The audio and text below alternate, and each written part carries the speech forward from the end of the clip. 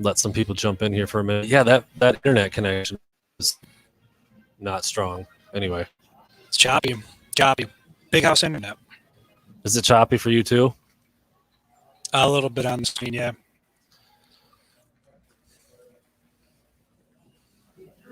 All right. Well, we'll let some people get in here for a second. All right. Brandon Brown, Chris Breiler from Wolverine Digest here inside the big house after Michigan's 31-10 win over Washington.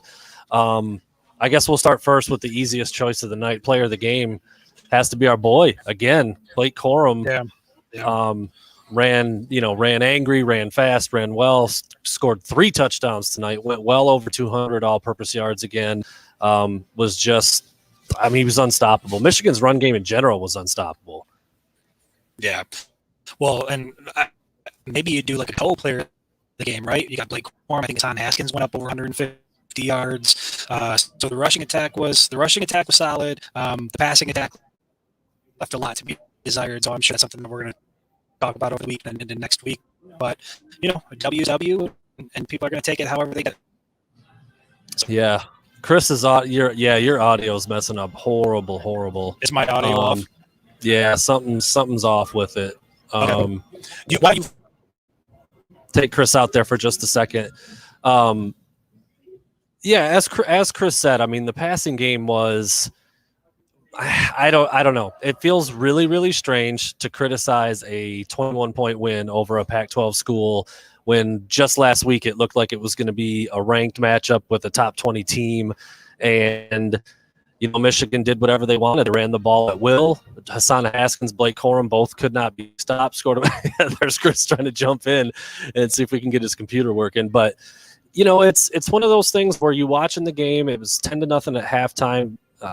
Cade McNamara was 4 for 10 for 30 yards. He finished with 44 yards passing. It's like I still don't know really what Michigan is good at. I don't know what kind of quarterback Cade McNamara is. I don't understand some of the play calls. But at the end of the day, you look up and they win 31-10, and the running backs are running wild. It's like a game within a game at this point, and especially tonight. Washington looked inept again. I asked all week long, how in the Washington system? Well, I know because offered their pain was disjointed. Their running game measured the Michigan. They just straight give run up middle. At least had some air. They grab. I mean, more reason. Like, what is this again? It's all about. Points can win half 35 or 40 or pace, high-powered offense. If Cade McNamara is asked to for 3 yards and put a couple touchdown passes on the board, I don't know. I don't know what we're getting yet there, and it worked tonight. You take the win, you smile, you're 2-0, you get ready for a really bad Northern Illinois team, and you move to 3-0, and that's. You can't really ask for a whole much more than that at this point, but there's a lot of question marks and a lot of wondering when you watch the passing offense. You can't change, and you don't want to change, and you couldn't do the running game any better. I mean, it was working. That drive right out of the half. 8 straight runs capped off with a touchdown.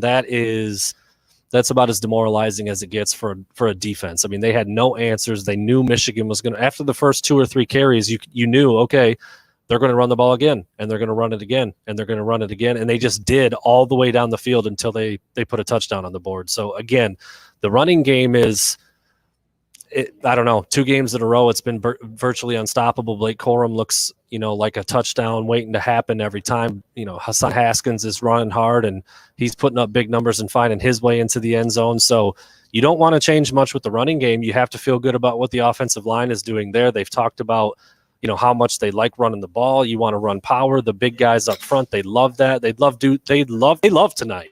They loved everything about tonight. They didn't have to set and worry about pass protection and worry about stunts and guys coming and rolling them up. It's just put your face down, go forward, and pick up yards, and that's what they did to the tune of, I think it was 345 yards rushing.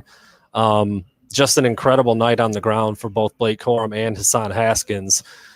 But I just think I just think if you ask yourself a couple questions about this offense, and if it's 3rd and long late in the second half and Michigan needs to pick up a first down to stay alive in a game, can they do that? Do they have that in their repertoire? Can Cade McNamara drop back, read a defense, and hit a deep corner or a deep post for 18 yards when you have to have it? Can they, if the defense has a bad night and they've got to score 40 to win, can they do that? So I think, like I said, you take the win. You're extremely happy with beating a team like Washington who has talent. I don't know what's going on with Washington. Obviously, the loss to Montana doesn't look like a fluke at this point, but it's just it was a strange kind of feel. There were a lot of people criticizing and complaining at halftime, and then all of a sudden Michigan's got a win and they won 31-10. So kind of a weird outcome, a weird game the way that it went. And now, like I said, they get ready for a really outmatched team in Northern Illinois, and before you know it, Michigan's going to be 3-0 and ranked probably inside the top 20, and you still don't really know what this offense can truly do, and you still don't know exactly what Cade McNamara is capable of. So going to be interesting to watch. We are now starting the press conference up. Blake Corum is sitting up there now. It might be a little bit loud. Chris is still working on some of his audio stuff, so I'm going to hang her up right now.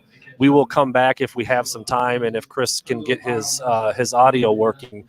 But Michigan, 31-10, easy win over Washington, ran the ball all over the place. And, now you wait and see what it looks like in the polls, and you wait and see how Michigan prepares for Northern Illinois. I would expect another pretty vanilla game plan, a lot of running the ball, a lot of Blake Corum, a lot of Hassan Haskins. And then you get into the meat of the Big Ten schedule, you see what you got. But Michigan moves to 2-0, 31-10 win over Washington. We'll be back in a little bit if we've got time and the situation is right. But we're going to check out this press conference a little bit and bring some more content to you later tonight and tomorrow.